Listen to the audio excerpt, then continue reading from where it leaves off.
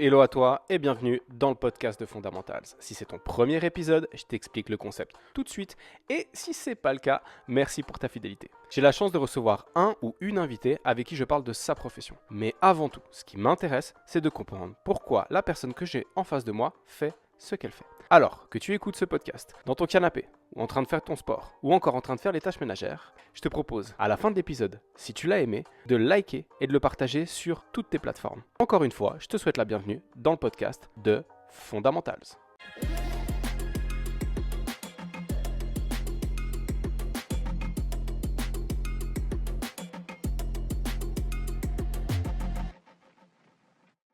Hello Yanis, bienvenue dans le podcast. Mais salut Ken, merci, merci beaucoup. Comment tu vas?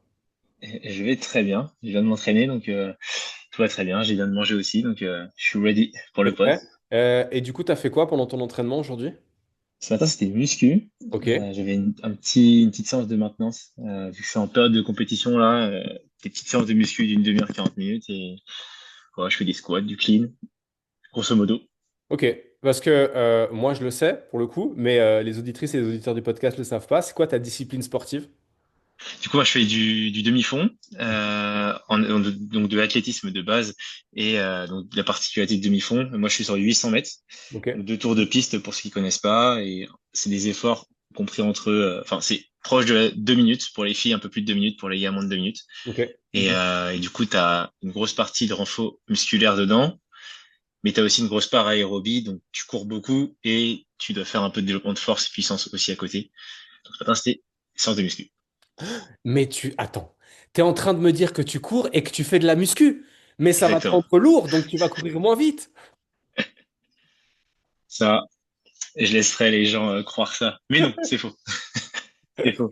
En tout Euh, cas, tu peux faire les deux, mais il faut bien faire. ouais, on sait bien que c'est faux. Mais c'est juste que je trouve toujours très drôle cette croyance, fausse croyance que les gens ont. À part être un athlète en demi-fond sur 800 mètres, c'est quoi ton métier? Moi, je suis kiné de, Ok. de base. Ça fait bientôt 4 ans que je suis kiné. Et en parallèle, je suis aussi devenu entraîneur. J'ai fait en gros un double diplôme et du coup, je suis aussi entraîneur et préparateur physique, si on peut mettre un métier sur ce travail-là.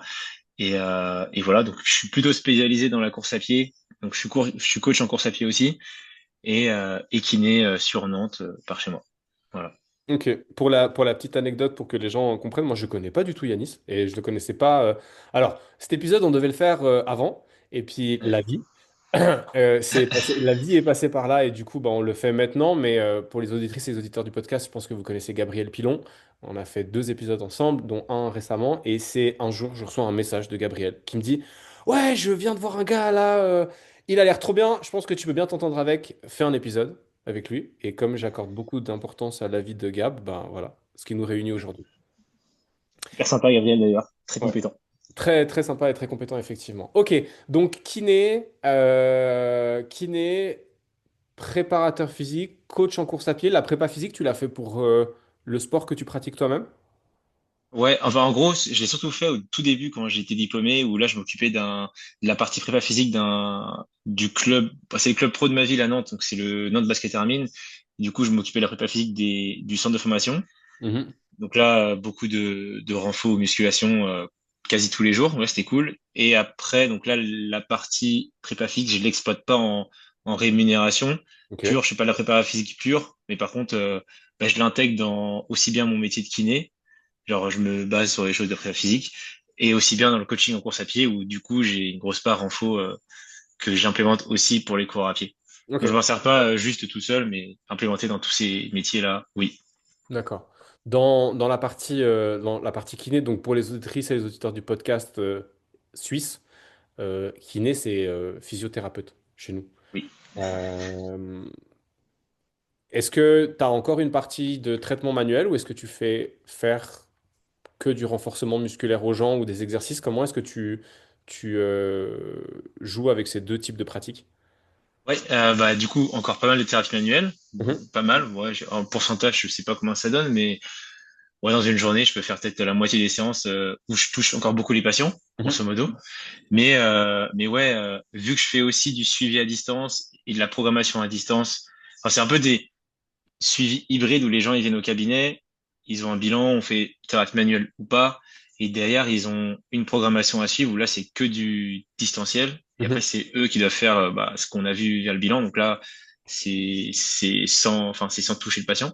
Donc ça dépend, mais oui, il y a encore une grosse part de thérapie manuelle que je kiffe, donc que je garde aussi, Ok. et et aussi une grosse part de d'actifs où les gens font ce qu'ils doivent faire pour aller mieux. Ok.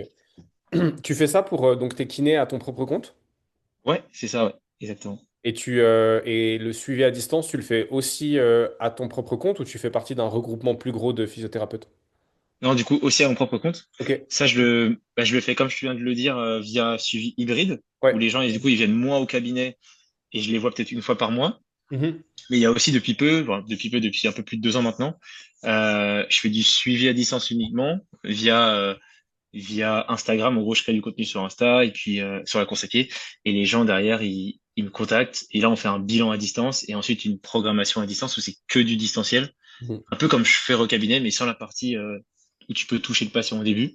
Et ça, D'accord. du coup, enfin, c'est moi qui ai développé un side business en gros à côté où c'est sur la même activité de kiné, mais c'est une autre activité en gros. Ok. Mais par Voilà. contre, cette activité de kiné en side, donc 100% Ouais. suivi, est-ce que les gens peuvent utiliser la Sécu pour se la faire rembourser ou du coup c'est... Du coup, non. Ok. Ça, c'est vraiment, ouais, c'est du coup du hors nomenclature. Genre, c'est dans mon champ de compétences de kiné, mais par contre, genre, c'est moi qui établis mes propres tarifs et mes règles de paiement. Mhm. Là, par exemple, c'est totalement différent. C'est un abonnement par mois. Et c'est pas tu payes à la séance, c'est tu payes un suivi. Mhm. Et du coup, c'est moi qui établis les règles et voilà. D'accord. Et après, du coup, il n'y a pas de prise en charge mutuelle ou prise en charge sécurité sociale. Voilà. Mhm. Ok. Et comment t'as... Qu'est-ce que tu penses dans ta stratégie, si on parle des réseaux sociaux un petit moment, comment... Dans la stratégie que tu as mis en place ou dans bah voilà, ce que tu fais, qu'est-ce qui fait à ton avis que ça ramène des gens? Je pense que bah, le fait que je raconte en partie ma vie, un peu aussi, en fait, le fait que, bah, toi, j'aime bien ce que je fais, que ce soit la kiné, je montre ce que je fais au cabinet, je montre des exercices que les gens peuvent faire, mais c'est aussi pas, enfin, je le montre parce que c'est aussi moi ce que je fais, parce que bah, j'ai pas dit, mais à côté de ça, je suis athlète moi-même, enfin, si, Mhm. je l'ai dit au début, mais je suis athlète entre guillemets de haut niveau dans le sens où je m'entraîne beaucoup, mais j'ai pas statut de professionnel. Mais du coup, en fait, je partage beaucoup ce que je fais, ce qui fait que les gens, quand tu partages enfin, quand tu fais du storytelling, les gens aiment bien ça, ils se représentent ce que tu fais, ils se mettent à ta place. Et donc, ça fait que, bah, si les gens te suivent pendant 3 4 5 6 mois, bah, derrière, ils ont envie de travailler avec toi. Je pense que ça aide, le fait d'être dedans. Mhm. Et juste d'avoir les mains dedans, bah, les gens, après, ils ont envie, ils ont confiance et ils travaillent avec toi. Ok. Voilà, Une partie, ouais, une partie de storytelling. c'est Euh, ça. sur ta bio Insta, c'est écrit le kiné du périoste ou le spécialiste. J'ai vu périoste quelque part. Euh, c'est juste, Ah, hein? ouais, c'est ça, je l'ai changé il y a pas longtemps, je pensais il y a 10 jours, tu vois, un truc comme Ok. ça. Pourquoi tu as fait ce changement? Et pourquoi périoste? Parce que du coup, c'est super spécifique. Ouais, ouais. Mais de base, de base, c'était, genre, je crois, kiné des coureurs, bon, quelque chose comme ça. Et en fait, je me suis rendu compte au fur et à mesure, moi, j'adorais m'occuper des patients, des athlètes qui ont mal au tibia quand ils commencent la course ou quand ils courent. Et en fait, après, bah, du coup, j'ai commencé à lire pas mal de revues là-dessus, d'études scientifiques là-dessus, ce qui fait que je me sens plus compétent, et parce que j'en ai eu aussi plus jeune des périostites, Mhm. et je me sens plus compétent à prendre en charge cette pathologie. Mhm. Donc je me suis dit, bon, je vais essayer de parler un peu plus de ça et essayer d'aider les gens qui sont confrontés à cette problématique-là. Et puis, bah, j'ai eu un, deux, trois patients qui ont commencé à venir. En fait, là, j'ai que des patients qui me contactent par rapport à ça. Donc, je me dis que ça fonctionne. Et aussi, j'ai fait ça aussi parce que bah, peut-être que tu le vois sur les réseaux, mais il y a de plus en plus de personnes qui soit se mettent à courir et c'est trop bien, et ou sinon des coachs ou des kinés qui se mettent à être spécialistes dans la course à pied, ce qui fait que si tu restes comme tout le monde, au final, enfin tu es comme tout le monde. Donc voilà. Donc après, pour moi, enfin quand t'es dans, quand tu, et comme tout le monde, il faut descendre une strate. Et pour moi, la strate en dessous, c'est, tu parles d'une pathologie. Genre, ça pourrait être le syndrome de l'essuie-glace ou de la bandelette ou une douleur à la hanche pour, descendre et encore plus te spécialiser. Comme ça, en fait, les gens qui sont confrontés à ça, ils viennent te voir toi et pas la personne qui fait tout. Mhm. Un peu ça mon raisonnement derrière. Non, Je sais pas bah, si je me suis bien expliqué, mais il est hyper bankable ton raisonnement, hein. Il est hyper bankable et il fait totalement sens. Enfin, je réfléchissais pendant que tu disais ça et je me disais, bah, en fait, avant, être un coach spécifique de course à pied, c'était une niche. voilà, Cette niche, bah, c'est devenu une immense villa. Et donc, du coup, dans exactement. cette immense villa, on va encore chercher la niche. Et du coup, la niche, c'est la périostite. Euh, Là, pour la suite, c'est que mon côté geek, nerd de l'entraînement et des détails qui va parler. Euh, alors, est-ce que tu pourrais expliquer aux auditrices et aux auditeurs ce que c'est la périostite? Et puis, m'expliquer à moi comment est-ce qu'elle arrive et comment est-ce que toi, qu'est-ce que tu mets en place pour la régler? C'est quoi tes axes de Ouais, traitement? carrément, carrément. Déjà, donc, périostite, si on prend le sens, enfin, la définition un peu plus scientifique qu'on va retrouver dans la littérature, c'est, tu vas souvent retrouver MTSS. Genre, c'est l'acronyme en anglais qui veut dire syndrome de stress tibial médial. En gros, c'est les douleurs à l'intérieur de la jambe, en dessous le genou, là, sur le long du tibia. Genre, c'est un peu à différencier de la fracture de fatigue qui arrive dans cette zone-là aussi, où c'est plus un point précis. Là où la périostite enfin la périostite tibiale, ça va être une zone, plus ou moins 5 centimètres, ça peut être plus long. Tu vas avoir mal au début, au toucher. Mhm. C'est assez aigu et c'est vraiment pas du tout agréable comme douleur. Tu vois, quand tu touches, ça peut vraiment faire très très mal. Tu vois, le pire, c'est quand tu vas te cogner contre une porte ou un lit ou autre, ça tabasse, ça fait vraiment très mal et ça va te lancer pendant genre 1 minute. Donc ça, c'est un peu le début. Et puis après, petit à petit, les gens, ils vont commencer à avoir mal pendant l'échauffement. Ça va disparaître quand ça va commencer à s'échauffer et bien courir. Là, tu vas avoir vraiment mal. Puis après, ça va durer tout l'entraînement. Puis après, ça va être douloureux le soir après l'entraînement. Puis après, ça va être douloureux le lendemain matin. Et souvent, les gens, ils vont commencer à me contacter quand ils ont mal, genre après l'entraînement. C'est toi, quand c'est au début, ils peuvent continuer à s'entraîner. Là, typiquement, j'ai une personne, on a parlé de ça, prépare un semi-marathon 1er mars. Et là, elle a arrêté de courir parce qu'elle a mal après l'entraînement et ça fait que de s'empirer. Et donc, du coup, pourquoi ça fait mal? C'est un peu comme toutes les pathologies, que ce soit une épaule ou une blessure autre liée à la charge. En fait, c'est juste que souvent, c'est des personnes qui sont novices, qui commencent la course à pied, et du coup, ils ont peu de capacité. Ces personnes ont peu de capacité. Genre, en gros, les tissus, donc là, le tibia et les muscles autour du tibia, et pas que, genre, tout le système ligamentaire, euh, l'os, tout ça, il a peu de résilience, il est peu capable parce que juste il y a peu d'expérience de course à pied et en fait ils se mettent à courir parce que tout le monde pense que courir c'est facile, mais quand on n'a jamais vraiment couru, si tu sais pas courir, t'as une mauvaise technique de course et qu'en plus t'as jamais trop couru, tu mets beaucoup de contraintes sur le tibia, tu te fais un footing d'1 heure, peu de capacité fait que direct t'as le verre qui dépasse, l'eau dépasse du verre et donc là toi tu te blesses généralement, t'as des douleurs au tibia, c'est rien de trop grave. Derrière, faut faire quoi? En fait, faut faire du renfort de pied pour répondre à la question sur quoi faire. Renfort pour augmenter la capacité, la résilience des tissus. Et puis à côté, genre baisser un peu la charge. Et en fait, si t'as mal en courant, peut-être essaye de juste faire de la course marche pour commencer, cours moins longtemps. Et puis après, on augmente tous les curseurs ensemble. Mhm. Et après, généralement, c'est juste que ça prend du temps à faire et les gens ils sont pas patients. Mais en vrai, en 3 mois de travail sérieux, tu peux assez vite atteindre des niveaux de course intéressants et ne plus avoir mal au tibia. Et si tu fais pas tout ça, derrière la suite, c'est œdème osseux et c'est fracture de fatigue et puis c'est 6 semaines d'arrêt, 6 semaines de repos. Parfois c'est une botte et c'est chiant. Voilà, Ok. voilà. Euh, est-ce que tu connais... Alors, je te prends la musculation à proprement parler, parce que du coup, moi, c'est plus mon domaine, enfin, le renfort musculaire. Mais on voit qu'en fait, le tissu musculaire récupère plus vite des contraintes Oui, auxquelles on l'a soumis que tout ce qui va être articulaire, cartilagineux, ligamentaire. complètement, ouais. Est-ce qu'on a cette même delta qui se creuse entre le développement de la capacité cardiovasculaire et la récupération de tous ces systèmes qui soient musculaires, osseux, tendineux? Mon point, c'est l'impression que j'ai, mais ça c'est à travers que ma propre vision, donc de toute façon c'est biaisé, mais c'est les gens démarrent la course à pied. D'un point de vue cardiovasculaire, ça progresse relativement vite, donc ils ont tendance, progresse relativement vite on s'entend, hein, mais ça progresse, donc ils ont tendance en fait à caler leur alternance repos-activité ou l'intensité de leurs entraînements uniquement à travers le prisme de l'aisance cardiovasculaire Ouais, Mais complètement. au final, les tissus qui sont contraints pendant la course, les contraintes mécaniques de la course à pied, le corps, il a aussi besoin d'en récupérer. Tu vois, Ouais. est-ce que ça, potentiellement, ça peut pas aussi venir de ça? Ah si, complètement. En vrai, Ok. c'est exactement ça, tu vois. Et c'est pour ça que moi, quand je commence avec des athlètes qui sont blessés là et qui préparent un objectif, bah, l'idée, c'est de les continuer de les faire courir parce que eux, ils sont drivés par la course à pied. Mais à côté, s'ils veulent continuer de se dépenser, je leur fais faire du vélo ou du vélo elliptique ou Ok. autre où il n'y a pas de contrainte mécanique. Et en fait, du coup, là, ils ont ce goût de l'effort et le moyen de se cramer physiologiquement au niveau cardio. Mhm. Et on protège les articulations parce qu'il y a juste pas de choc au sol. Du coup, ils courent peut-être un peu moins souvent, mais il y a toujours ce développement au niveau du cœur, au niveau de la physiologie qui est fait, pas aussi spécifiquement qu'avec la course, mais genre c'est mieux que de juste courir moins. Mhm. Ok. Donc oui, pour moi, c'est aussi amené par ça. Le fait que les gens, il y a une dissonance entre bah, je suis capable, je me sens capable, mais en fait, juste mes ménisques, mes cartilages, mes os sont pas, enfin, suivent pas encore ce que je suis capable de faire au niveau cardio. Ouais, Je ok. suis d'accord.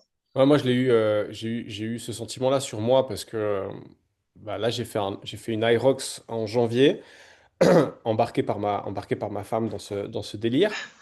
Les auditrices et les auditeurs du podcast connaissent l'histoire, donc je vais pas la répéter, mais embarqué. Et en fait, du coup, j'ai dû je vais dire mettre, même si on pourrait mettre le re entre parenthèses, parce que ça faisait très, très, très, très, très longtemps que j'avais pas couru, genre plus de 5 ans, régulièrement. Ouais, Et en fait, j'ai dû recommencer la course à pied. Et d'un point de vue cardiovasculaire, tu vois, j'avais l'habitude de faire du ski air, du rameur, du vélo et tout, ça allait très bien. Mais en fait, c'était vraiment que les contraintes mécaniques qui me posaient problème. J'étais limité uniquement par les contraintes mécaniques au départ, jusqu'à ce que mon corps il serait habitué et que ça aille mieux. ouais, ouais, donc c'est clairement ça. Et du coup, bah, forcément, bah, si t'arrives à faire un peu de renfort de pied, un peu de plio à côté, bien dosé, tu vois, et alterner ça avec de la course, en vrai, ça va bien se passer, tu vois, à la reprise. Mhm. Je pense, en vrai, en course à pied, il faut pas hésiter genre, quitte à en faire vraiment moins, mais genre vraiment prendre le temps parce que dès que tu commences à rentrer dans le sac de la douleur, t'as une sensibilisation centrale, du coup, t'as peur, enfin, ça prend un temps impossible à soigner, enfin, c'est l'enfer, tu vois. Dans ton approche, est-ce que tu vas aussi questionner les autres domaines qui sont corrélés à la santé, c'est-à-dire par exemple le sommeil ou l'alimentation? Absolument, ouais. Ok. Ouais, ouais.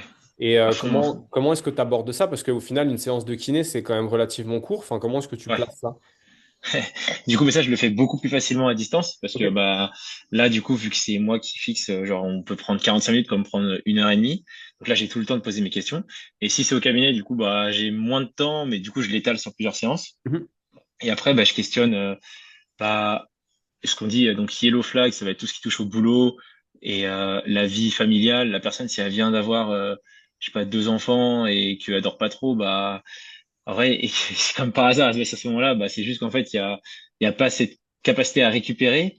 Et du coup, forcément, ta capacité, elle diminue. Donc, ça veut dire qu'il faut faire moins de choses. Et donc, du coup, c'est-à-dire que t'es plus à être blessé. Pareil, je questionne, bah, ça dépend aussi quel boulot a fait la personne. Si elle est tout le temps assise, qu'elle fait pas, elle marche pas du tout la journée, donc il y a encore moins de capacité. Donc là, faut faire encore, enfin, juste lui dire de marcher un peu plus conjointement à la reprise de la course, ça va l'aider à fond. Pareil, au niveau nutrition, ça peut être intéressant bah, de questionner sur l'apport protéique ou si on parle de micronutes, je sais que je suis pas nutritionniste, mais tu vois, par exemple, avec Gabriel, je parle pas mal à Gabriel, donc j'ai des petites notions maintenant et j'ai écouté pas mal de ses podcasts, donc c'est cool. Et puis même le consulting qu'on avait fait ensemble, ça m'a apporté plein de billes, mais tu vois, juste questionner la vitamine D, si on est en plein hiver, des choses comme ça, enfin, des choses de base, tu vois, prise d'oméga 3, et puis j'en passe, Et j'oublie des choses, mais alimentation pro-inflammatoire, pro-résolutive. Enfin, ouais, il y a plein de ouais, trucs. c'est ça, des choses de base où tu prends pas trop de risques à juste donner des petits conseils là-dessus. Mhm. Après, je ne retire pas trop dans ce domaine parce que ce que je dis à chaque fois quand je parle de ces sujets-là, c'est que c'est pas mon métier et que si vous voulez aller plus loin, bah, allez voir un médecin. Mais tu vois, des petits conseils comme cela, ça passe très bien. Et qu'est-ce que je questionne d'autre? Bah, tu vois, souvent, s'il y a un sport à côté, si la personne a fait du crossfit à côté et qu'elle s'envoie des pogos, alors je crois que c'est des ball under, corde à sauter, tout ça, et qu'à côté, elle veut progresser en course, et qu'en fait, ses sauts sont pas du tout dosés, bah, forcément, ça explique le fait qu'il y ait des douleurs au tibia quand elle court, tu vois. Enfin, plein de choses comme ça.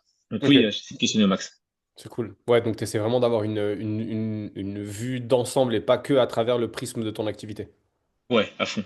C'est cool, c'est cool. T'as toujours voulu être kiné?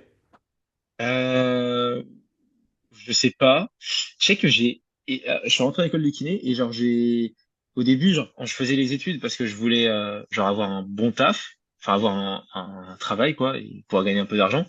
Mais tu vois, j'ai commencé vraiment à me dire, ouais, c'est ce métier-là que je veux faire, je pense, en avant-dernière année. Tu vois, l'école de kiné, c'est 5 ans en tout. T'as une prépa et après, t'as 4 ans dans l'école. Et genre, du coup, sur ces 5 ans, je dirais que dans la quatrième année, c'est là que je me suis dit, ouais, c'est trop bien ce taf, je vais absolument faire. Surtout grâce à un stage que j'ai fait avec un tuteur qui s'appelle François Angeliaume. C'était trop bien ce stage. Et là, j'avais kiffé. Et après, mes 2 dernières années, je me suis dit, OK, c'est trop bien ce taf. Et c'est là que j'ai commencé à regarder plein de vidéos sur bah, la kiné du sport ou des pathologies précises du corps à pied ou autres sur l'épaule, tu vois, du crossfitter ou des choses comme ça. Mais avant ça, je sais pas si j'ai toujours voulu être kiné. Après, je sais que je suis allé voir pas mal de kiné en tant qu'athlète blessé dans le Mhm. passé et que je kiffais un peu cette prise en charge. Mais ouais, par contre, je kiffais toujours le monde de la santé. Je sais que je voulais être médecin aussi à un moment donné. Après, tu vois, il y avait ça demandait beaucoup d'études et à faire conjointement à une pratique sportive, c'est compliqué. Donc, je trouvais que c'était un bon compromis kiné. T'avais bah, un taf qui est cool, Mhm. mais sans faire 10 années d'études. Je trouvais que c'était un bon compromis. Ok, Voilà. ça marche. Et donc du coup, la clé, ça, l'athlétisme de manière générale, ça a toujours été ton activité physique sportive ou tu as fait d'autres trucs? Ouais, j'ai fait plein de trucs. J'ai fait du foot pendant 14 ans. Donc là, c'est Ouais. vraiment mon sport principal. J'ai commencé à 4-5 ans et j'ai arrêté période du bac, donc 17-18 ans. Ouais. Et après, enfin en même temps que ça, je courais pas mal. J'ai fait du triathlon et je courais bah, les crosses du collège que tout le monde a fait et juste ça. Et puis ça va être à peu près après le bac où là je suis parti, j'ai changé de ville, je suis allé à Nantes, grande ville à côté de chez moi et là en fait je voulais continuer le foot, mais vu que j'étais plus dans ma ville où j'ai grandi, bah en fait tu perds tous tes potes tout ça et puis même l'atmosphère du club, j'avais pas trop envie de me relancer dans un autre club et et donc je me suis dit je vais continuer le sport parce que je voulais pas arrêter le sport, donc je me suis mis dans l'athlétisme, sachant que Ok. genre je faisais un petit peu, j'avais déjà commencé à en faire où je faisais les deux sports en même temps sur ma dernière année de bac, puis après je me suis lancé dans l'athlé, là j'ai kiffé, puis au final je suis pas revenu dans le foot, mais Mhm. je kiffe toujours dans le foot, tu vois, Ok. je joue régulièrement. Pourquoi le 800 mètres? Euh, c'est ta basse, je kiffe ça. En vrai, en fait Heureusement que tu pourquoi kiffes lui ça, mais Non, en vrai, je pense au tout début, c'est parce que, genre, mon papa, il me disait, ouais, je devrais faire du 800. Parce que, genre, sur le terrain de foot, genre, je courais tout le temps partout, tu vois. Mhm. Et du coup, il m'a toujours dit ça. Donc, bah, quand j'ai commencé à atteler, je suis allé là-dessus. J'ai fait les crosses aussi. Et c'est que récemment, ça doit faire 2 ans où vraiment je suis à fond sur le 8 et où vraiment j'oriente la saison, que ce soit d'été, d'hiver, la PPG, la prépa spécifique, autour du 800 pour améliorer mes perfs. Et après, là, pourquoi je reste dedans? En vrai, je trouve que c'est s'envoyer au carton, genre pendant 1 minute, là, bon, mon record là c'est 1 minute 48, pendant 1 minute 48 s'envoyer au carton et tu vois, être allongé après par terre, genre t'as mal partout, et genre je trouve la sensation est trop bien, tu vois, genre je kiffe trop. En fait, c'est tellement dur, genre je sais pas comment expliquer, mais c'est tellement dur de réussir à se faire mal, Mhm. genre, ouais, en fait c'est dur de se mettre dans un état de douleur extrême, c'est Ouais. super dur, que quand tu le fais, bah après, je sais pas, t'as des sensations de ouf, tu vois. Enfin, c'est trop bien. Encore plus quand t'as fait une bonne course et t'as battu ton record, tu vois. Mais le après est incroyable. Et puis même, moi, j'aime bien. Ça c'est plutôt l'aspect que les gens vont connaître. Enfin, Non. les gens qui vont faire des efforts de demi-fond. Peut-être c'était un peu la même chose sur du rameur. Je crois qu'un 500 mètres ou un 1000 mètres, tu dois être sur des temps à peu près similaires Mhm. d'efforts, tu vois. Et puis après, moi, je kiffe le 800 parce que, genre, c'est à mi-chemin entre une grosse prépa aérobie d'un coureur de 5000, 10 000, tu dois faire du seuil, des efforts, enfin, tu dois être bon sur de l'aéro, mais tu dois être très rapide aussi. Genre, tu dois être bon sur un 100 mètres, sur un 30 mètres lancé. Et du coup, en fait, j'ai écouté un podcast, un ami de Sean Seal, tu connais, il avait invité Maxime Walt, donc un gars de Oui. 800. Et il parlait qu'en fait, le 800, c'est un sport de compromis, tu vois. Et genre, c'est tellement ça, tu vois, en réfléchissant à l'entraînement, enfin, c'est vraiment un sport de compromis par excellence. Tu peux pas être excellent en aéro ni excellent en sprint, sinon tu es mauvais sur le 8. Tu dois avoir le meilleur compromis possible. Et ça, je trouve ça hyper passionnant. Moi qui suis intéressé dans le coaching et dans l'entraînement, genre, c'est trop bien de coacher ça, tu vois. Mhm. Ça, c'est plus l'aspect pro. Et pour le perso, c'est que j'adore les efforts qui tabassent comme ça, tu vois. Je kiffe. 1,42 pour 800 mètres, ça fait, 48. Une 48. Une 48 sur 800 mètres, je suis incapable de faire le calcul, ça représente quoi en kilomètres heure? En allure, c'est 2,15 au kill, je crois. Donc, 3 au kill, c'est 20 km heure, donc on doit être sur du 20. Ouais, je sais pas si monte à 30 km heure, je me rends pas compte. C'est Mais ma c'est vitesse de 2,15. sprint. Bah, bon, bah, ok, ok, ok. Je vois le truc. C'est toi-même qui te coach pour la prépa et les entraînements de 800 mètres ou t'as quelqu'un qui te suit? Et du coup, j'ai un coach, Moustache, il s'appelle. Il s'appelle Moustache? Ouais, il s'appelle Moustache. Enfin, son prénom, c'est Dominique Guillet. Et il a une moustache, du coup, tout le Ok, monde l'appelle Moustache. Enfin, il est plus connu sous le nom Moustache que Dominique. d'accord. Donc ça, c'est mon coach depuis toujours. Et moi, à côté, j'implémente mes propres trucs, tu vois. Parce qu'en fait, il coach un groupe, donc c'est spécialisé, mais pas tout le temps. Tu as des moments, notamment en prépa générale, c'est moins spécialisé qu'à l'approche des compètes. Donc notamment dans les prépas générales, donc là, actuellement, j'ai des grosses courses. Mais tu vois, si je prends octobre, novembre, décembre, là, c'était un peu plus moi qui me coachais aussi. En fait, en fonction des périodes, c'est moi, puis après, c'est plus mon coach, tout en restant dans la même philosophie, tu vois. Moi, j'ai surtout géré la partie muscu et, euh, et la partie haute vitesse en course à pied, Mhm. où Moussach, il sera plus sur la partie aéro et puis l'approche des compétitions, l'aspect tactique et voilà. C'est quoi l'aspect tactique à l'approche des compétitions? Bah, genre, par exemple, là, ce week-end, on avait un gros 8 et du coup, on s'est appelé. Et c'était un peu la philosophie de course qu'il allait avoir, ce qu'il fallait mettre en place pour faire le meilleur chrono possible. Parce que tu vois, on connaissait un peu les concurrents qu'il y avait. Il y allait avoir un lièvre qui allait amener un rythme sur la course.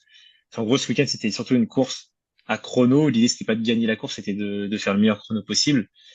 Et après, en fonction des concurrents qu'il y a, qui sont meilleurs que moi, moins forts que moi, on s'est dit, OK, le mieux, ça serait de partir derrière telle personne, de se mettre genre à l'extérieur du couloir 1 pour que personne puisse me doubler et genre serrer les dents derrière, c'était Maxence. Et puis après, voir ce qui se passe au 600 quand il reste un tour à faire. Donc ça, tu vois, c'était par exemple une discussion qu'on a eue genre 3-4 jours avant. Ok. Mais après, tu vois, là, il y a les championnats de France Élite qui ont lieu dans 3 semaines. Et là, du coup, on reparlera puis c'est des courses, cette fois-ci, où il faut gagner. On fait gagner sa place pour la finale. Là, il faudra discuter un peu de comment mettre en place, parce que j'en ai jamais fait. Donc là, Mhm. ça va être intéressant pour l'aspect tactique qui va être encore plus présent que l'aspect physio. Ok, ouais, parce que du coup, vous êtes pas sur des lignes séparées. Enfin, vous démarrez sur des lignes séparées, mais Ouais, par contre, vous pouvez potentiellement vous retrouver les uns derrière les autres. c'est ça. En gros, maintenant, le 800, depuis cette année, c'est en salle, t'as 4 tours, c'est 200 Mhm. mètres. Ton premier tour, en tout cas quasiment tout le premier tour, mais c'est 150 mètres, tu le fais en couloir, dans ton couloir. Et après, tu te rabats à la fin du premier tour. Ce qui fait que là, bah, tu as un premier enjeu très très important de placement. Et en fait, la course peut jouer tout ici parce que, en plus en salle, t'as 4 tours, donc ce qui fait que dès que t'as un peu couloir 2, tu fais beaucoup plus de chemin que l'autre. Mhm. T'as la piste qui est un peu inclinée. Et donc là, faut que tu sois bien placé, pas partir trop vite parce que tu perds d'énergie pour rien. Euh, Sachant que le 800, c'est, comme j'ai dit, c'est un sport de compromis, donc tu peux pas passer trop vite au premier 200, sinon, en vrai, t'es fumé pour la fin de course. Tu peux pas passer trop lentement. Si tu passes une seconde trop lent, en fait, ta course, elle est finie, tu vois. Ça peut être pour une idée. Genre, avant cette course, moi, mon record, c'était une 50. Et en fait, chercher à gagner une seconde, c'est super difficile, tu vois. Mhm. C'est plein de compromis. Et t'as un aspect mental énorme aussi parce que, bah, ça tabasse, tu vois. Donc, comme je disais, c'est super dur d'être dans la douleur, tu vois. Ok. T'as vraiment cette différence de sensation à ces allures-là entre je suis en tête de ligne et j'ai un mec derrière moi qui casse l'air. Ah ouais, ouais, à fond, à fond. Ok. Alors, pas sur l'aspect casser l'air, tu vois, Ouais. bien que si tu l'as un peu, forcément, pas autant qu'à vélo, parce que bah, c'est exponentiel, plus tu vas vite, plus tu as cet aspect aspiration, mais pour cet aspect de, ok, j'ai rien d'autre à penser que être dans sa foulée et je cours, c'est tout. Mhm. Quand tu es devant, tu dois te dire, ok, est-ce que je passe pas trop vite? Parce que si tu passes 2 secondes plus vite au 200, en vrai, ça te fume le système. En fait, tu montes, t'as un taux d'acidité dans l'organisme qui va monter beaucoup plus vite, mais tu le sens pas au début. Genre, tu le sens pas, ça. Et donc, t'as plein de choses, enfin, t'as plus de trucs à penser quand t'es premier. Donc, je dirais que c'est plus sur l'aspect nerveux. Tu te fatigues tellement plus que quand t'es juste derrière un gars. Ou moi, ma course, c'était juste, je suis derrière le gars et je tiens, je tiens, je tiens. Mhm. Et puis, bah, au 600, il reste un tour, il y a la cloche qui sonne. Là, tu bouges le plus vite possible et tu vas jusqu'à la ligne d'arrivée, tu vois. Ok. Et c'est pour ça que, tu vois, il y a un lièvre pour nos courses. Là, il y avait un lièvre qui a fait la moitié de la course, il a fait juste 400 mètres de tour. Et donc, du coup, pendant la moitié de la course, tu penses à rien. Tu te mets derrière le lièvre et tu suis. Mais lui, il fait quand même la course en entier. Ah non, il fait la moitié, après, il s'arrête Ok, et il sort de la piste et nous, on continue. ok. Donc, mais je veux dire, c'est son taf. Enfin, c'est. Tout à fait, ouais. Ouais, Ok. c'est son taf. Là, tu vois, son genre de meeting-là, qui était un gros meeting, là, il était rémunéré, je sais pas combien il a pris d'argent, mais clairement, on paye les gens comme ça. Ok. Comme ça. Et c'est pas facile, tu vois, de faire ce taf, parce que faut être un bon lièvre. Genre, comme j'ai dit, si par exemple, là, il devait passer 52 secondes au 400. Mhm. Bah, en fait, t'as plusieurs façons de passer 52 secondes. Tu peux faire 26, 26. Mais si le mec, il fait 23 et 28, 23 et 29, bah, c'est de la merde, tu vois, parce que, genre, il court tout seul. Enfin, on n'est jamais avec lui, tu vois. Mhm. Et c'est dur d'être pile dans le tempo et d'être capable de passer 52. Donc, c'est T'as plein de ouais, choses qui font que, un vrai job, quoi. ah, c'est un vrai taf. Ok. Quand c'est bien fait, genre, ça aide vraiment, vraiment, tu Et vois. t'as déjà fait le lièvre, toi? J'ai déjà fait, ouais. J'ai Ok. déjà fait. C'est pas facile, ouais, mais j'ai déjà fait, ouais. Et quand tu dis ça paye, enfin, c'est combien? Je sais pas, mais je sais, j'ai un pote, Enzo, il y a pas mal, lui. Je sais pas comment il prend, mais ça m'étonnerait pas. Je sais que sur un meeting pas loin de chez moi, il y avait un gars qui avait pris genre 1000 euros pour livrer sur un 1500 mètres. Et voilà. C'était juste, il devait livrer 1000 mètres sur un 1500. Alors, c'était des allures rapides, tu vois. Mais, tu vois, moi, je pense que j'aurais pu le faire, tu vois, et il a pris 1000 balles. Mais ça C'est un dépend des peu- meetings, tu vois, parce que là, t'as des athlètes, par exemple, t'as un Français qui est très connu et qui lièvre des courses internationales, il s'appelle Mounir Akbash. Genre, lui, il lièvre toutes les grosses courses sur 5000, 1500. C'est lui qui est là. Et il lièvre les plus gros meetings au monde, genre les Diamond League. Et lui, je pense qu'il prend vraiment beaucoup, beaucoup. Genre, il vit de ça, tu vois. Ah, mais donc, ok, donc les lièvres, c'est pas que sur des trucs, je veux dire, des petits events. T'as des lièvres, en fait, sur toutes les courses? Non, enfin, Ok. oui, sur tous les meetings, genre Ouais. les courses où t'as un truc à gagner, mais pas sur les championnats. Là où Ok. tu vas chercher un titre, là, c'est interdit. D'accord. Sur toutes les courses où tu as soit ton chrono à battre ou de l'argent à gagner ou quoi que ce soit, tu Ok. peux avoir un lièvre. Donc Diamond Maintenant, Link, par exemple. voilà une Diamond League, ça c'est les plus gros meetings. Là, tu as de l'argent à gagner et souvent les organisateurs ils veulent que tu battes le record du monde ou que tu battes des records. Souvent les meetings sont rémunérés au nombre de records qui sont battus dans la course, de minima mondiaux ou européens qui sont battus. Et par contre, les courses, les Jeux Olympiques, les Championnats du monde, les Championnats d'Europe, là, t'as pas de lièvre. C'est des courses souvent très tactiques qui sont plus lentes souvent. Où Ok. t'as moins de records, t'en as parfois, mais t'as moins de records, où c'est beaucoup plus tactique. Tu vois, typiquement sur un 800, ça peut courir très lentement. Genre, moi, je suis pas international, je pourrais courir dans ces courses. Après, ils font souvent un dernier 200 mètres qui est très très violent, où là, tu te fais allumer, tu vois, mais c'est beaucoup plus tactique, tu vois. Ok. Bah, tu vois, pour le coup, c'est un truc que je savais pas du tout que je savais Et pour les aller lièvres plus dans les loin, courses de lévrier, mais tu veux, les lièvres dans le. T'as un lièvre. Donc, pour les auditrices et auditeurs du podcast, on parle d'un être humain qui fait le lièvre, hein. On parle mais, pas d'un lièvre.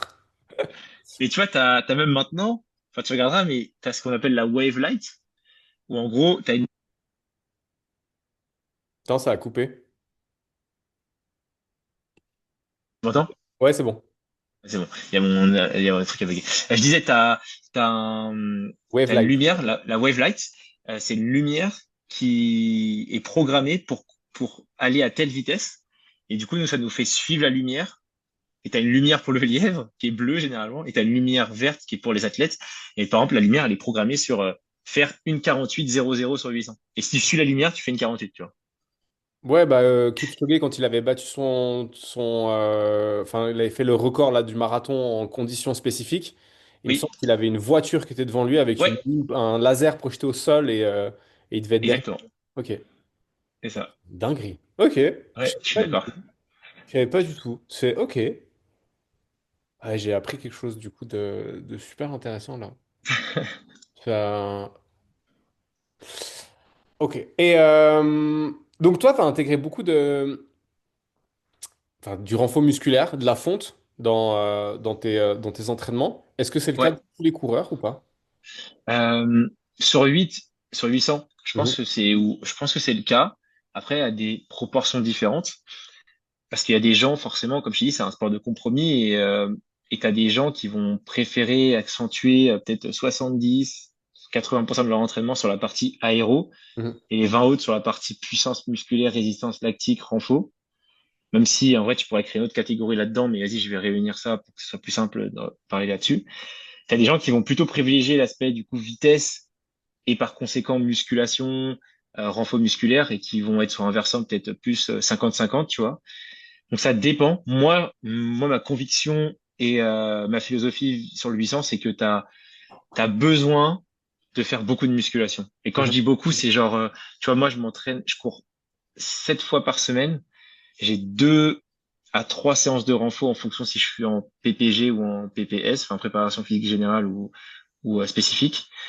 Et sur mes 7 séances de cours, je vais peut-être avoir 2 séances d'intensité assez élevée, 5 plutôt de moyenne et basse intensité, et puis bah, les séances de renfort, c'est plutôt axé force, ou si c'est pas de la force, ça sera plutôt de la puissance à travers du clean ou des exercices d'haltérophilie assez rudimentaires, hein, genre surtout le clean et puis du clean and jerk que je fais, tu vois.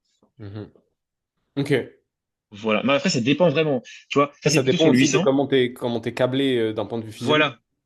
C'est ça, ça dépend de ton profil de base. Moi, je sais que j'ai plutôt un profil hybride où je suis quand même assez endurant et je cours vite. Et t'as des gens qui sont plutôt vraiment très très endurants. Ou bah du coup, eux, en fait, deux questions se posent. Est-ce que il faudrait pas qu'ils maximisent leur aéro pour être encore plus endurants, ou alors est-ce que justement ils devraient pas aller travailler un truc qu'ils ont pas trop fait, tu vois, et donc du coup aller sur du renfort musculaire à fond. Toi, ton avis, c'est quoi par rapport à ça? Bah, je suis d'avis. En fait, ça va dépendre le contexte, forcément, hein. Ça va dépendre de quel âge a la personne. Je pense si elle se met juste à faire du 800, moi, je lui répondrais, bah, fais ce que tu penses, parce que tu fais ce que tu sens pour toi être le mieux, enfin, ce que toi, juste, t'as envie de faire. Mais si tu vois, la personne, elle est sur ses mêmes chronos depuis 5 ans, elle progresse petit à petit, voire elle ne progresse pas, bah, justement, essayer une autre philosophie, aller sur un profil qui est complètement opposé au tien. Mhm. Je pense que ça dépend du contexte et ce qu'a fait la personne dans le passé, tu vois, Ok. Ouais. plutôt. Je fais le parallèle avec les sports de combat. Parce que moi, à la base, je viens des sports de combat, alors avec un niveau tout à fait modeste, hein. Ouais. Et j'ai fait un peu de prépa physique pour quelques sportifs dans ce domaine-là. Moi, plutôt en off-season, parce que c'est beaucoup trop d'enjeux quand c'est proche des compètes et je n'ai pas envie de Ouais. prendre ça. Mais en fait, ce que je réalise, c'est que, tu vois, par exemple, si tu es, on va dire, boxeur amateur, tu peux être appelé pour faire un fight dans 5 semaines. Et à ce Ok. moment-là, bah, en fait, on va pas bosser sur tes faiblesses, mais on va bosser sur tes points forts. Parce qu'on n'a pas le Absolument. temps de venir, tu vois, combler les faiblesses. Par contre, Ouais. si on se dit, bon, bah là, pas de fight pendant 12 semaines, ou fight dans 12 semaines, bah là, on a un peu plus le temps d'aller Ouais. sur amélioration des points, enfin, travailler sur les points d'amélioration et renforcement des points forts. Donc, je vois bien ce dont tu parles. D'accord, complètement d'accord avec toi. Mhm. Et tu vois, pour avoir écouté pas mal de podcasts sur les sports de combat, comme ce que tu dis, je sais que Sean, il a invité pas mal de sportifs Oui. de combat. Je crois que j'ai écouté beaucoup de ses podcasts. Même, j'avais entendu Nicolas Haut aussi sur la MMA, c'était intéressant. Il avait beaucoup cette approche-là aussi bah, en fait, tout dépend du temps que t'as et du contexte, en fait. Enfin, tu peux faire ce que tu veux, en fait. Tout est justifiable. Tout est explicable à partir du moment où tu peux l'expliquer, tu vois. C'est ça. Et puis que ton raisonnement tire la route, évidemment. Voilà, c'est ça. Ouais. Exactement. Parce qu'il y en a deux, trois. Ah oui, c'est sûr, ouais. Il y en a deux, trois. Enfin, moi, je reviens souvent avec lui, mais parce que je le trouve fantastique, mais dans le mauvais côté du terme, c'est Nodi Aguilar, Functional Pattern. Ah, ça me dit rien, ça. Ah, faut que tu aies regardé. J'irai voir. Ah, C'est sur ah. Insta, sur YouTube, Ouais, c'est quoi? ouais, sur Insta, tu trouves Functional Pattern, c'est son truc, et lui, Ok. c'est Nodi Aguilar. C'est un gourou, le mec. C'est un gourou, et là, son délire, c'est de remettre en question la pertinence de la créatine sur les fonctions cognitives sur les fonctions cognitives et sur l'amélioration après la dépravation de sommeil. En gros, Ok, il y a une ok, étude, ok. il y a une étude qui est sortie récemment qui dit que si tu t'es tapé une nuit blanche Ouais. et que tu te mets, je sais plus, je crois que c'est 10 grammes de créatine dans le caisson, Ok, d'un coup, tu peux retrouver un état de fonction cérébrale qui est comme si tu avais dormi.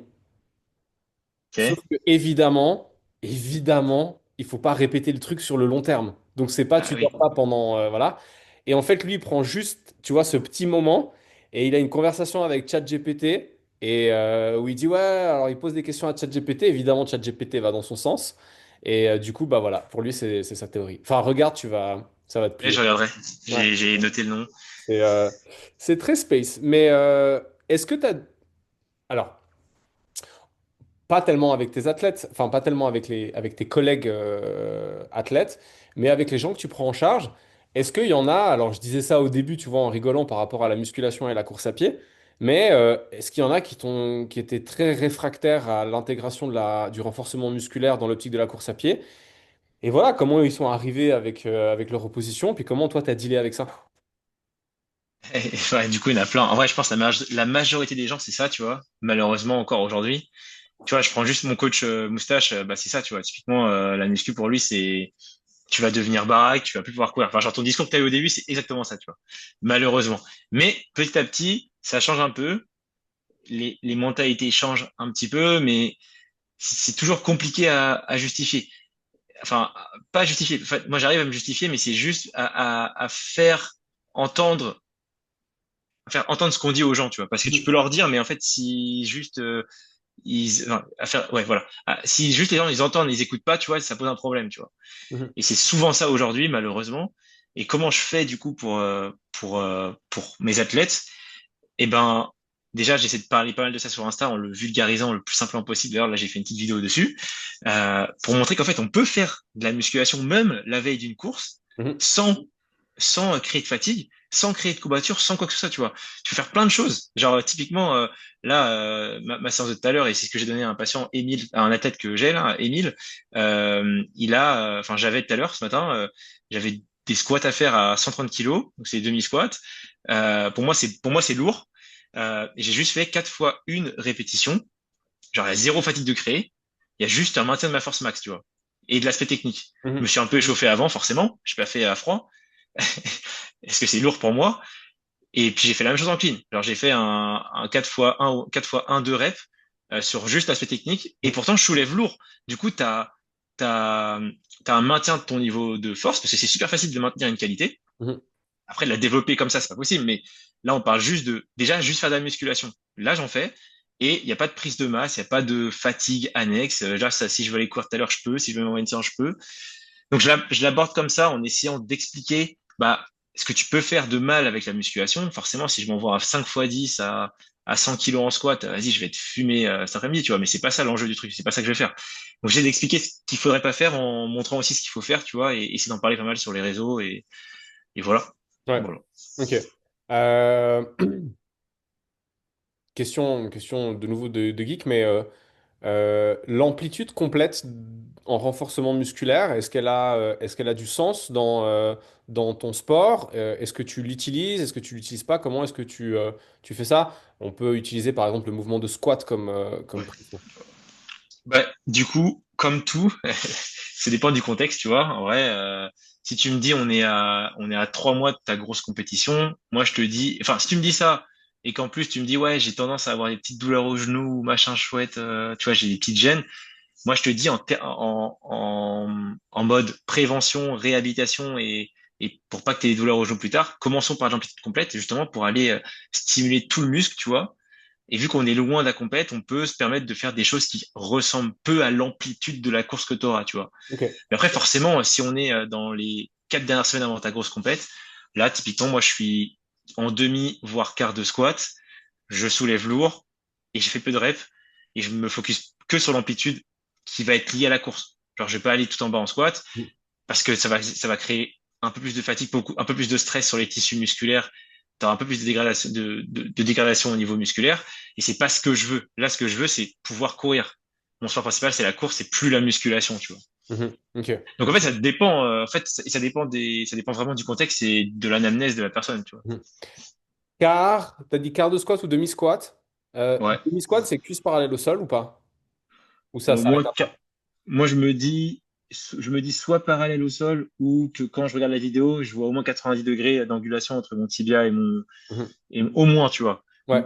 Et après, ça dépend aussi de la longueur de tes jambes. Oui, bah bien sûr. Ça dépend vachement de la longueur des jambes. Mais ouais. entre la parallèle et parce que tu vois, après je suis pas strict là-dessus, tu vois. Si tu descends à 80 degrés ou à la parallèle, en vrai, enfin moi je fais pas de l'haltérophilie, c'est pas mon sport principal. Faut juste que dans un mouvement de flexion assez important quand même, je soulève lourd. Ok. Non, mais je Il pose faut que l'aspect technique soit bon. Ouais, je pose la question, mais tu y as partiellement répondu avant quand tu as parlé des gènes au niveau du genou. C'est que il me semble que c'est proche de la parallèle que les contraintes de cisaillement sont le plus importantes sur notamment les ligaments Ok. croisés. Je sais pas si. Possible, possible, ça Ok. je sais pas. Il me Possible. semble, hein, mais tu regarderas. Il me semble que c'est à ce niveau-là, en fait, où ben voilà, l'effort de cisaillement est le plus important. Mais du coup j'entends sur prépa générale, full amplitude, et puis pour travailler les tissus et les habituer aux contraintes, et puis après travailler là-dessus. Ouais, Mais donc, tu vois, ouais. c'est ça. Ou pas, tu vois. Si la personne, elle est novice elle a peur de la musculation enfin, tu sais, c'est moi qui l'ai amené vers ça. Je vais pas aller trop sur une petite complète. Tu vois, on va commencer tranquille, barre guidée, enfin, Ouais. des machines limites enfin, ça dépend vraiment le contexte, tu vois. Genre, tout dépend de ce qu'elle a fait avant. Si elle a jamais fait de musculation, bah même, on va prendre zéro risque, machine guidée. Ça, Mhm. y a pas de problème de blessure, de posture ou tout ça, et ça va déjà la faire progresser, tu vois. Ouais, donc t'es dans une approche, tu me diras hein, si l'image elle est juste, mais tu es dans une approche où tu as une grosse boîte à outils avec plein de trucs dedans, et puis selon les situations, bah, tu sors tel ou tel truc. Exactement. Ok, Ouais. Et c'est sur ça que je base mon suivi à distance. Faut un truc personnalisé, tu vois. ok. Ton suivi à distance, pour le coup, financièrement, tu le factures combien? Parce que tu t'as Ouais. dit c'est du suivi, tu as un taux d'engagement minimum, une durée d'engagement minimum? Non, c'est ça que je suis en train de réfléchir parce que je trouve que c'est bien de travailler quelqu'un pour avoir des résultats entre 6 semaines et 12 semaines, tu vois. Donc, 2 mois, 3 mois, j'aime bien. Mhm. 3 mois, c'est idéal pour avoir aussi bien un soin d'une blessure que des augmentations de performance, tu vois. C'est difficile en moins de 6 semaines, je trouve, hein. Tu Alors, commences à avoir des trucs. si je peux me permettre du coup d'avoir notre échange pour te donner un conseil, Vas-y, vas-y, vas-y, vas-y. 3 mois, c'est le top. Ouais, 3 mois, Moi, c'est le c'est le top, je suis top d'accord. parce qu'en fait, bah, ça, je vais pas te l'apprendre, mais l'adaptation dont ton corps a besoin, bah, on est sur des laps de temps qui vont de 6 semaines selon les méthodologies, mais on est quand même plus à 8 à 12. Ouais. Donc, c'est beaucoup plus simple, moi en tout cas, c'est ce dont je me suis rendu compte, de revendre un suivi à 3 mois parce que la personne, elle est dans la phase où le Hmm. travail qu'elle a fait en amont commence à payer et elle a les résultats concrets qui arrivent, versus j'essaie de te revendre de mois en mois parce qu'au final, après un mois, bah, tu as juste fourni beaucoup d'efforts, tu as un peu mal partout et puis tu vois pas beaucoup de changements. C'est un peu ça le problème, tu vois. Je Ouais. suis d'accord avec toi complètement. Et du coup, il faut juste que je rentre en fait, il faut que je recrée mon offre pour vendre un truc de 3 mois, tu vois, qui sera forcément plus cher, Mhm. mais aussi plus long. Donc oui, mais je suis Ok. totalement d'accord avec toi. Genre, je Et, trouve euh, que et du coup, c'est ça qu'il faut. aujourd'hui, par exemple, pour un mois de suivi, tu factures Ouais. combien? Du coup, le mois, c'est 189 euros. Ok. Juste, en gros, le premier mois, ce que je fais, en fait, j'ai le bilan qui est dedans. Le bilan est à 89. Mhm. Et du coup, le premier mois, c'est 189 moins 89, donc il est à 100 euros. Enfin, tout le premier mois reste à 189, juste à un bilan qui est payé en amont. Ça m'évite s'il y a quelqu'un qui peut prendre le suivi, mais j'ai Ouais. au moins le bilan qui est payé. Et puis voilà, moi, Oui. si tu veux pas travailler avec moi, voilà. Et après, si la personne travaille avec moi, donc elle rajoute 100 euros et on fait le premier mois. Et après, chaque mois, la personne elle reste ou pas. Et si elle reste, elle a un prélèvement de 189 euros et on avance comme ça. Là où je suis d'accord avec toi, moi j'aimerais que, tu vois, à l'issue du bilan, on se dise, OK, on travaille ensemble 3 mois et tu vois, il y a 3 mois de prix. C'est la suite un peu de ce que je voudrais mettre en place. Bah, franchement, donc là, actuellement, tu as ton bilan. Oui, Le bilan dure combien de temps? il n'y a pas de temps. En vrai, il y a des gens, ça dure 40 minutes, d'autres, ça dure 1 heure et demie. Ok. Mais il n'y a pas Ça de dépend. testing là-dedans. C'est un truc qui est fait en présentiel. Enfin, Ah, en. ouais, en gros, il y a des vidéos que j'envoie après le bilan, Mhm. où souvent il y a entre 5 et 10 vidéos. Les gens se filment en train de les faire. Ça, moi, je continue mon bilan derrière. Je prends des mesures ou des trucs de force, des ressentis. Je note ça, ça va dans mon examen physique. Et après, mon bilan est fini. Ok. Et voilà. Et donc ça, c'est 90 euros. Ouais, c'est ça. Ok. Bah ouais. Alors moi, si j'étais toi, je ferais Vas-y. mon bilan. Et puis après, à la fin du bilan, t'as un redébrief de ce que tu as vu en test physique. Ouais, Et là, c'est la proposition et on est parti pour 3 mois ou on part pas. ok. Tu vois? Genre, en gros, je ferai mon bilan comme ça. Et, et à la toute fin, enfin dans le même appel, en gros dans le Non, même appel, non, parce qu'en fait, ton bilan, tu as deux parties. Tu as la partie question, la partie entretien. oui, Et après, tu as la partie où tu envoies les vidéos et où la personne, elle doit se filmer. oui, C'est juste. ouais, je vois. Ouais, oui, En c'est fait, ça. tu Ouais, je as vois très bien. un premier appel, l'anamnèse, Ouais. l'envoi des vidéos. Une fois que tu as fait les vidéos, tu refais un rendez-vous, mais là, tu le fais beaucoup plus court. Tu le fais de 15 minutes, petit Hmm. débrief, et puis proposition. Et on Ouais, je part vois. pour 3 mois ou on part pas. Ok, c'est intéressant. C'est pas mal, j'aime bien. Et J'aime puis, beaucoup. ce que tu peux même faire, si tu veux, pour toi, tu vois, avoir l'impression quand même que la personne, elle a payé pour quelque chose, c'est qu'en fait, tu lui donnes deux, trois pistes de direction. Si elle veut pas bosser avec toi, tu dis, bah ok, je suis ok, vous voulez pas travailler avec moi, je comprends, c'est normal, vous faites ce que vous voulez. Vous avez tort, mais vous faites ce que vous voulez. Et tu lui dis, par contre, bah voilà, moi, je vous conseille d'explorer cette piste-là, cette piste-là, cette piste-là. Ça, c'est ce que je fais, ouais. Bah, comme ça, c'est top, tu vois, la personne, elle repart avec son truc. Au Ouais. pire, elle se fait pas le suivi parce qu'elle se dit, bah en fait, non, 3 mois, je veux pas, mais elle parle positivement de toi et puis elle est repartie avec un truc sous le bras. Voilà. Bah, ça, c'est ce que je fais, mais je pense que l'étape intermédiaire, rajouter un micro-call après la fin du bilan que j'ai fait, moi, avec les vidéos, pour, genre, juste échanger de vive voix et du coup, annoncer, c'est pas mal, j'aime bien. Ouais, comme ça, au moins, tu vois, voilà. Moi, j'ai observé ça, ça, ça. Ce qu'on pourrait mettre en place, c'est ça, ça, ça. On part pour 3 mois, voilà le prix, et puis on avance. Ouais, non, c'est bien. J'aime bien. Cool. J'aime bien. Top. Bah, génial. Si ça a pu être utile, c'est nickel. Euh, Aujourd'hui, tu dirais que, bon, alors, la passion pour ce que tu fais, indéniablement, elle se sent. Ça, c'est sûr. Ouais. Tu as l'air, Kiff à mort. t'as Je l'air kiffe bien à mort. T'as l'air bien enjoué par ce que tu fais. J'avoue que c'est très agréable de t'entendre parler de ton travail. Malgré ça, est-ce qu'il y a un côté, voilà, c'est quoi pour toi le revers de la médaille ou le côté obscur de la force dans ton job? Bah, c'est que ça prend beaucoup de temps, Mhm, forcément. Je travaille un peu tout le temps. mhm, Et c'est là où, du coup, il faut réussir à faire la part des choses. Je suis aussi en période là-dessus où, tu sais, des moments où faut que j'arrive à m'interdire de travailler, tu vois. mhm, Typiquement, j'en sais rien, le samedi, l'après-midi jusqu'au soir, interdiction d'aller sur l'ordi, ça pourrait être des choses comme ça. Donc ça, c'est un peu la phase actuelle dans laquelle je suis. Mais aussi, enfin, moi, je me dis, moi, en fait, je kiffe tellement ce que je fais et je sais très bien que c'est en travaillant, en travaillant, en travaillant, en kiffant en plus que ça va forcément grandir. Puis en fait, là, mois de janvier, ça se passe trop bien. Il y a plus de nouveaux clients qui arrivent. Donc sur le pro, ça marche trop bien, ça grandit. Et puis même au niveau perso, au niveau entraînement, là, je fais pas mal de perfs. Et donc ça pousse encore, vu que tu réussis, ben, ça pousse encore à faire plus, tu vois. Donc c'est un peu ça le piège. Euh, c'est un peu ça le revers de la médaille. Tu te dis derrière que si j'en fais moins, ça marchera plus. Alors qu'en fait, je pense pas. En faisant moins, je pense que tu peux faire mieux, justement. C'est un peu ça l'idée. Et c'est un peu ça l'objectif de ce mois de février, je dirais, février-mars. Il me semble quand même que il me semble quand même que tu dis à tes patients, à tes athlètes, que des fois, pour réussir à mieux courir, il faut moins courir. Oui, c'est vrai. C'est vrai.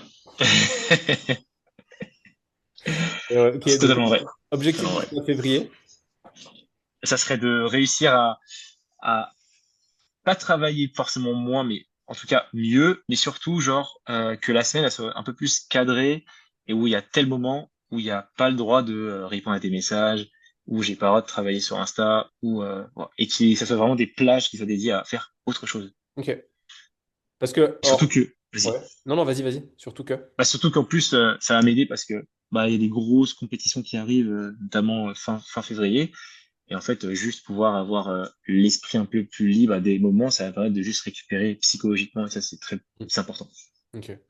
Parce que, bon, hormis t'entraîner, te mettre des énormes cartons à l'entraînement en courant ou en soulevant de la fonte et puis accompagner tes patients et tes athlètes, t'as d'autres centres d'intérêt, des passions, des trucs que tu kiffes bien faire? Là, je vis avec ma copine, là, donc faire des choses avec elle, c'est cool. Mhm, Donc il y a forcément ça. Et puis je mhm, peux voir mes potes aussi, pareil, là, je les vois moins, donc ça pourrait être l'occasion justement de, de créer plus d'interaction sociale et c'est très important. Il faut pas le négliger, surtout quand on est dans la boucle travail, travail. Et encore plus où moi j'ai genre je pense j'ai mes 12 13 heures d'entraînement par semaine, ce qui bloque pas mal de temps. Et puis après, bah, je kiffe à fond. Je pense que ma passion là à fond, c'est la NBA. Genre, je suis à fond de basket, tu vois. ok. Genre, mais genre au taquet, tu vois. Genre, je kiffe. Je pense que c'est mon sport préféré, tu vois, avec avec le cyclisme que j'aime bien là qui va bientôt reprendre Mhm, et les classiques qui vont bientôt arriver. Donc ça toujours le sport en général, mais plus suivre en tant que spectateur, tu vois, et en tant que fan. Mhm. Et voilà, après, je regarde des vidéos classiques sur YouTube et des séries, hein. Ok. Non, mais je pense que c'est bien c'est le... Ah, t'as quel âge, Yanis? 27 ans. Ouais, bon, c'est cool, pour le coup, passablement plus vieux, parce que du coup, j'ai 10 piges de plus. Mais bon, moi, j'ai une petite qui a 4 ans et ça te cadre tout de suite, en fait. Bah oui. Ça te cadre tout de suite. Mais au-delà de ça, j'ai recommencé à jouer aux jeux vidéo. Parce que j'étais un bon gamer et j'ai eu la chance de recevoir une PlayStation 5 pour Noël. Et du coup, j'ai recommencé un peu à jouer et je joue peut-être 3 heures dans la semaine. Mais en fait, Trop bien. quand je joue, alors ça me permet déjà un peu de, tu vois, de penser à autre chose. Mais en même temps, ça me permet de sortir la tête du guidon. Puis des fois, je suis là, puis je fais, oh putain, mais en fait, je dois faire ça. Mais sauf que je suis pas en train de penser aux jeux vidéo, je suis en train de penser à un autre truc. Puis ça m'a juste, l'idée m'a popé parce que j'y pensais plus. Et tu vois, j'ai une question à te poser sur ça. Mhm. Parce que moi, je suis un grand fan de jeux vidéo. C'est aussi Ouais. enfin, j'ai beaucoup joué avant. Et là, c'est un des trucs qui me manque le plus, je pense, c'est de pas avoir le temps de jouer. Et en fait, quand je joue aujourd'hui, je suis en mode, ouais, mais en fait, j'aurais mieux à faire que ça, tu vois. Ouais. C'est ça qui m'empêche de jouer. Mhm. Parce que je sais pas, je pourrais. J'ai la Xbox Series X, tout ça, je pourrais jouer. J'ai les jeux, tout ça, je pourrais jouer. C'est juste que dans l'état d'esprit, genre, j'arrive pas à me dire, ouais, je vais jouer 3 heures. Mais tu vois, je kifferais, genre, me dire, tous les soirs, je me dis, limite, je serais obligé de jouer, genre, une demi-heure pour, comme t'as dit, et c'est très bien la chose que t'as utilisée, genre, de défocus, tu vois, et d'être dans un environnement où tu penses à rien, ou en tout cas, tu penses à un truc complètement différent, tu vois. Ouais. Et Euh, du coup, ma question, c'est, est-ce que ouais. ça te fait du bien, ça? Ouais. Oui. Oui, déjà parce que c'est un truc. Alors, tu vois, j'adore par exemple jouer avec ma fille. J'adore jouer avec Ouais. ma fille, j'adore quand on fait des trucs avec ma femme. Mais là, c'est un truc juste que pour moi. Ouais. Je le fais parce que c'est mon kiff et c'est que pour moi. Et j'avoue que ça fait du bien.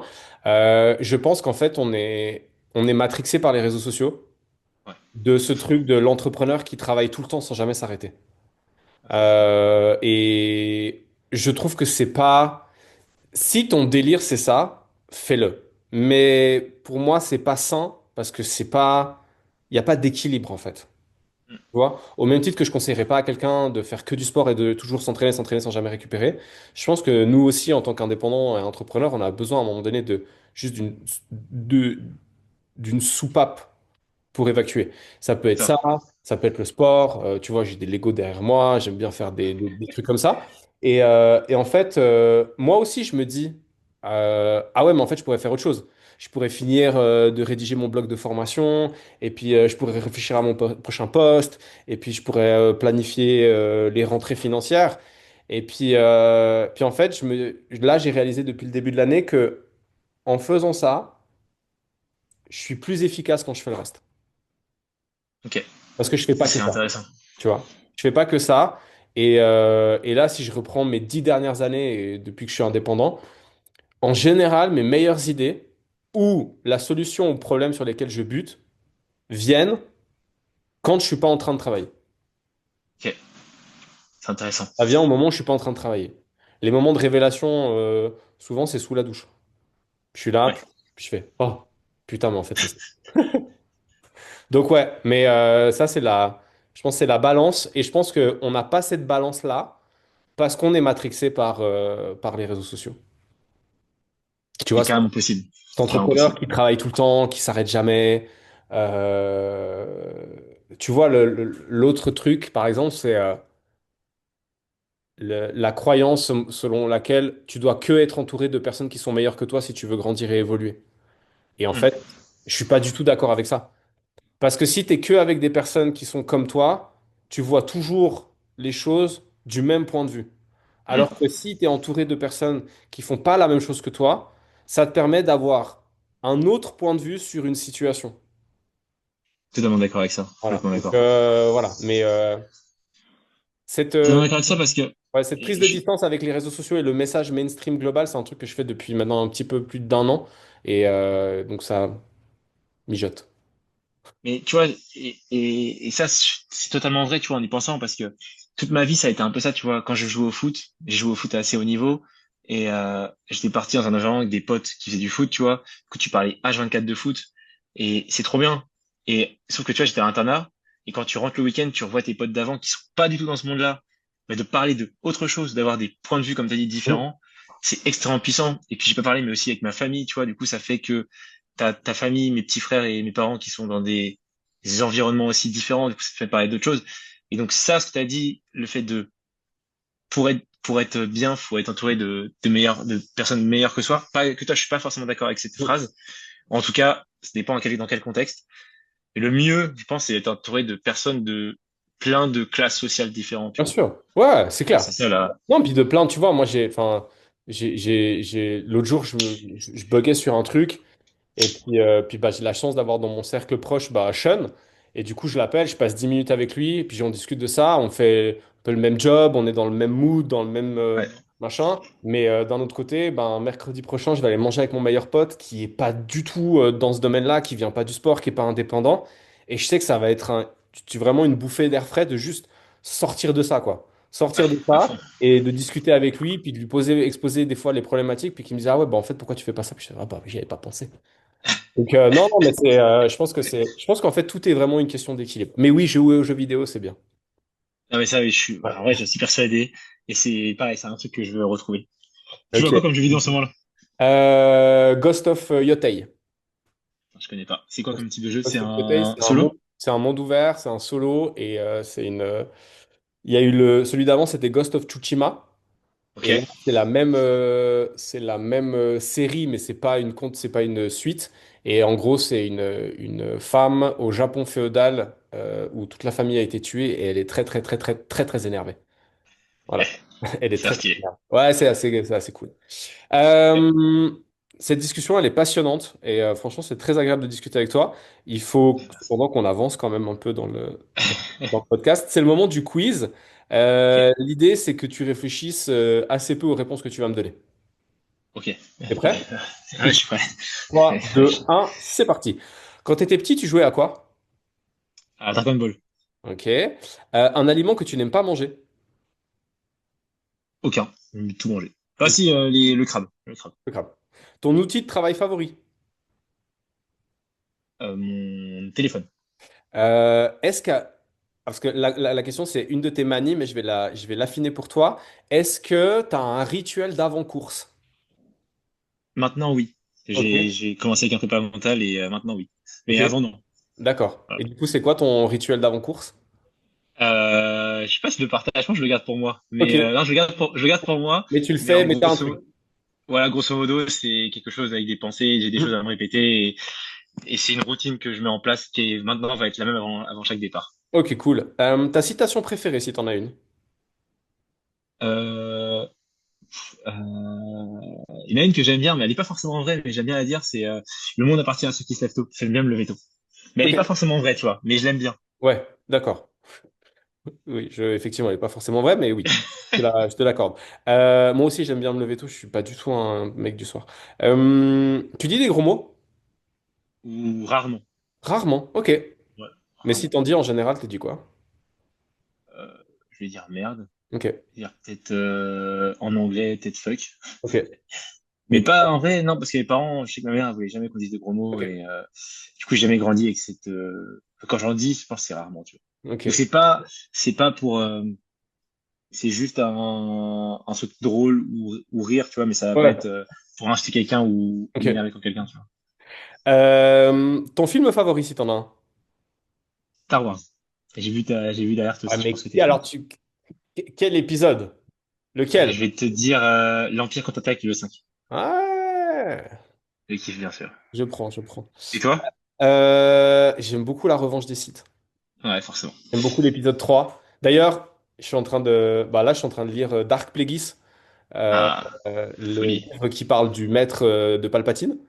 Ouais, Et dans le lot, j'ai pris aussi justement la trilogie du Seigneur Noir, où c'est trois romans sur Dark Vador. Et en fait, t'as un écrivain qui a pris La Revanche des Sith comme le film, mais en fait, il va beaucoup plus dans le détail. Je te ouais, trop redirai bien. ce que ça donne. Ce que tu aimes le moins dans ton job? En vrai, pas grand-chose. Si, l'administratif. L'administratif. C'est un truc qui revient très souvent à l'administratif. T'écoutes de la musique? Oui, à fond, à fond. T'as une chanson qui tourne en ce moment? En ce moment, c'est du Linkin Park. Oh. Et j'aime bien. Attends, c'est un petit. Euh, attends. Si tu me laisses 10 secondes, je te Vas-y, la vas-y. donne. Linkin Park, ancienne formation ou nouvelle formation? Les deux. En vrai, Ouais, j'aime bien que maintenant, avec Emily Armstrong qui a rejoint en 2024, j'aime bien. ouais. Mais j'adorais, franchement, à l'époque, In the End et tout, Mhm. Crawling, tous ces sons-là. Là, en ce moment, j'aime beaucoup Heavy is the Crown Ouais, et de Emptiness Machine. Là, oui. j'écoute à fond ça.